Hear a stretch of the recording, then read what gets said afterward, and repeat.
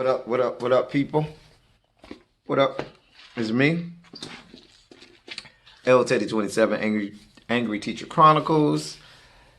And we are here with our review for the haves and the have-nots. Season 7, episode 4. So we've gone from,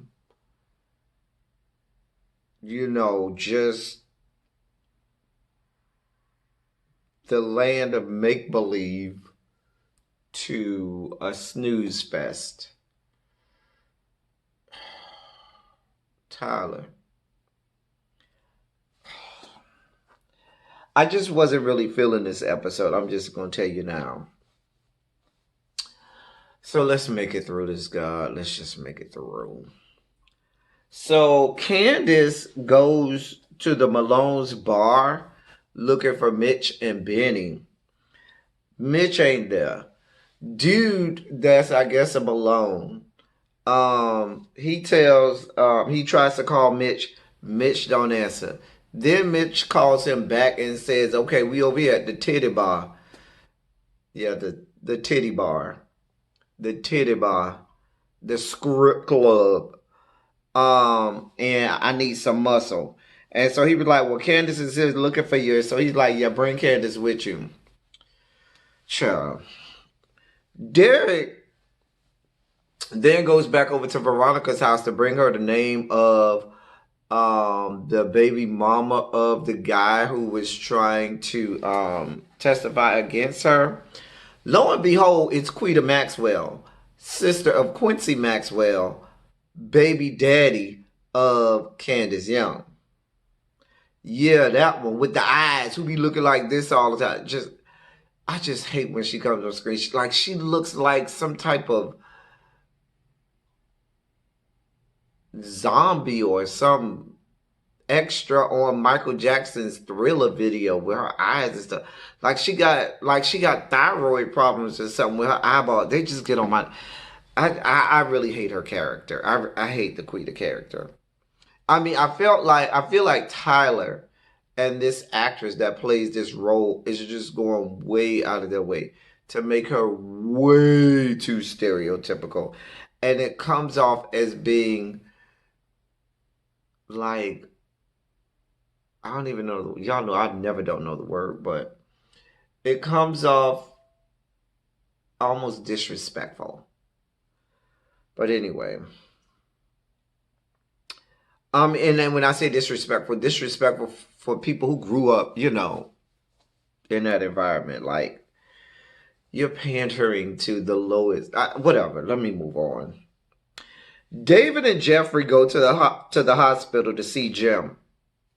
Now, Jeffrey, Madison is there. Madison tells David, Jim is still in the OR.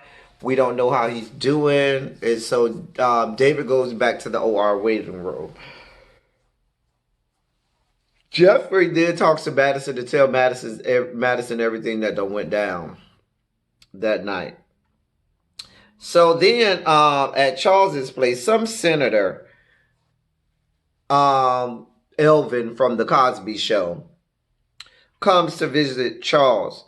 And so they talk about the Candace situation and the fact that it was a bad idea to have her around. She's bad news. The members of the party don't see it for her.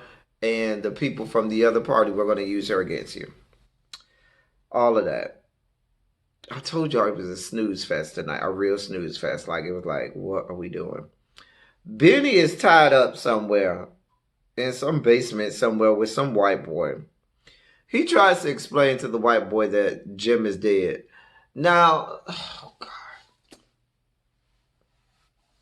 Benny, did you really think that was going to work? You just telling him, oh, Jim is dead, and magically he was going to say, oh, he's dead? All right, let me cut you loose and just let you go. Benny, or should I say Tyler Lepley, the actor who plays or portrays Benny, is proof that all of my little babies who were in special ed classes and got those special education diplomas, those special modified diplomas, have hope that they could have a career. Benny is proof that there is hope for all kids who graduate in special education, that you too can have a vibrant career. That baby right there, I'm just saying. Back at the hospital, they're using defibrillators on Jim. You know, the paddles. They got the paddles out trying to revive him. David in the waiting room, and up pops Celine. They have this back and forth. Celine wants to know who shot Jim. He tells her that it was Wyatt. She was like, oh, the one who the only son he ever cared about. He didn't give a shit about my damn sons. I mean, I don't know where this Celine storyline is going, but, and I don't even want to call her Celine because I told y'all she's always going to be Pilar, but that's another story. She decides she's going to stay there in the waiting room to find out if Jim survives or not. Madison then gives Jeffrey some pills. Now, y'all make this shit make sense to me. Madison. Y'all see this shit? Y'all see this shit? It's like my goddamn central air heating just has like this thing where it feels that I'm trying to take a video and it does that. Just a mess. You just gonna be disrespectful like that, right? Anyway, so now I gotta talk all out. Anyway, Madison is a nurse, right? At work, and gives Jeffrey, who's not in the hospital, some pills that he says, oh, these are prescribed to me, Jeffrey, and you can have this pill. What hospital allows anybody on staff to do that? Do you know how many laws are broke? Like, Tyler. Really? You just don't do that.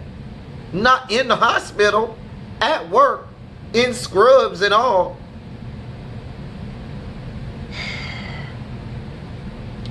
I just can't. And then to add into, oh, I forgot about this.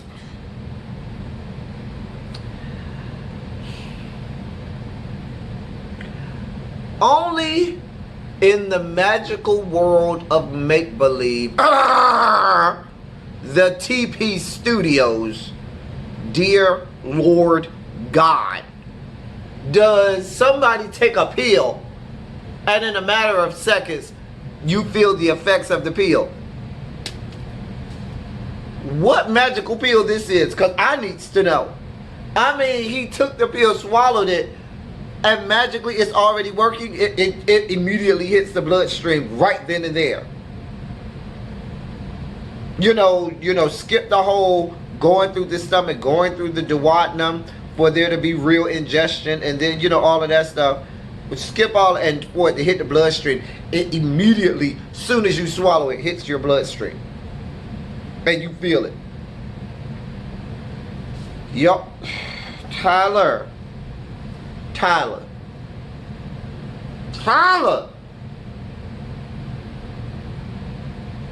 A mess. Just a damn mess. Down to the jailhouse.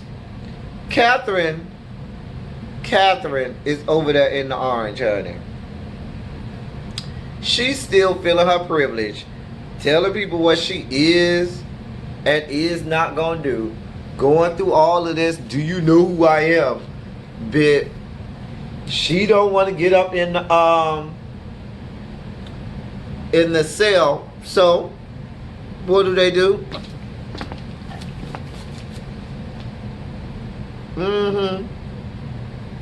What do they do?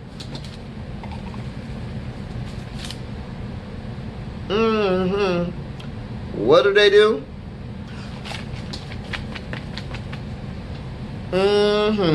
Yep, you called it. They tased her ass. Tased right there in the jailhouse, in all your orange glory.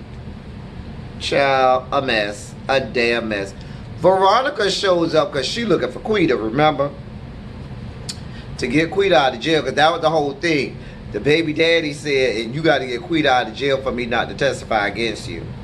So, she sees Catherine writhing on the ground. Okay? She sees Catherine writhing on the ground. And, you know, they have their usual back and forth.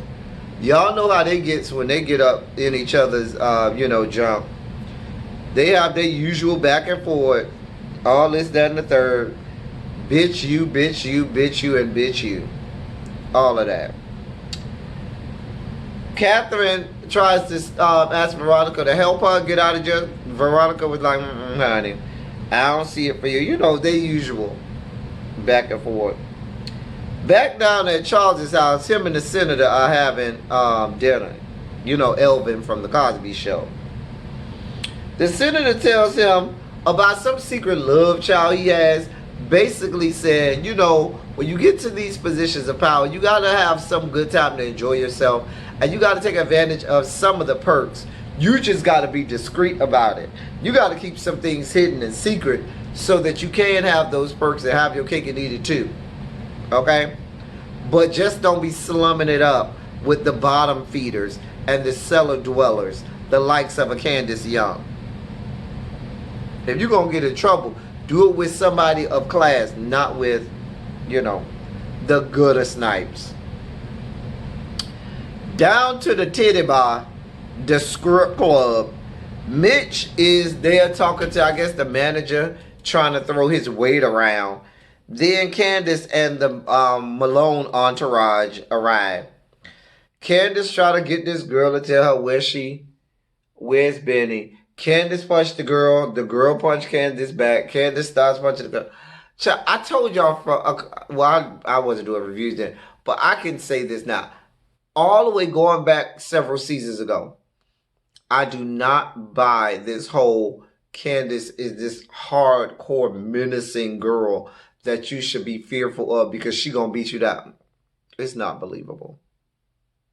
Tika is not believable in that role. Tika Sumter, you're not believable in this menacing role. Because I just don't buy you beating people up like that. But whatever, moving on. They find out that Benny was taken in some green truck. I think they got the license plates. Who knows? Who cares? Hannah comes home looking for Benny. Of course he's not there. And then Marty calls her. That's Catherine's lawyer. So Hannah tells him, you know, catches him up on everything that's going on. He's going down to the jailhouse. Hannah say, can I come? He was like, nah, ain't nothing you can do but mess up something. You stay on home. I'll call you if I need you. Down to the jailhouse. Quita gets out of jail. Veronica done got her out. Veronica trying to get her to write some note to her baby daddy to let her baby daddy know that Veronica is the one that got her out of jail. She ain't really seeing it for Veronica because y'all know what happened last time her and Veronica was together. A mess. Them eyes, y'all. Them eyes on this girl just get on my nerves. Inevitably, Quita agrees to write this little note. She alludes to Veronica that the hood is looking for you and they looking to do some things to you because you got the two boys killed in the whole shoot up with David and Jeffrey. Back to the hospital, Justin done came back claiming that he's hurting and this, that, and the third. He sees Madison and Jeffrey come in together and immediately thinks the worst. And so he wants to get checked back into the hotel. Not the hotel, the hospital. It does not work like that. When you discharge your own self, they're not just going to let you back in like that. You ain't got to go through triage or nothing like that. They ain't going to take your vitals or nothing like that. Child. A mess. I'm so sick of the Justin thing. Can y'all kill Justin off, please? I'm so sick of him. Finally, we end with Wyatt coming back to jail. I mean, not back to jail. Yeah, well, going back to jail, but going to jail for the shootings. So him and Catherine are in cells across from each other, jail cells across from each other. They going back and forth. He's like, yeah, he's bragging about having killed his father. Catherine acting like she's really upset when for the last 3-4 seasons you've been wanting Jim dead, but now all of a sudden you in your feelings. It was a mess. Nothing happened at the end, and it went off from there. This was not a good episode, Tyler. And they're usually not a good episode, not good episodes. But I always say, give me an A or an F. And Tyler is usually good for an F. This episode was a D, which is worse than an F. Because a D means you tried, and it was just failing. An F means you know it was bad, and you just are, you are just at the point of just in the realization that you just have failed. But the D means you try and still fail, and that's not good. I don't like D's. Give me an A or an F, and this was a D. A mess. We'll be back next week with another episode of the Have and Have Nots next week, Tuesday. Until then, y'all, thank y'all for coming. Y'all drive safely.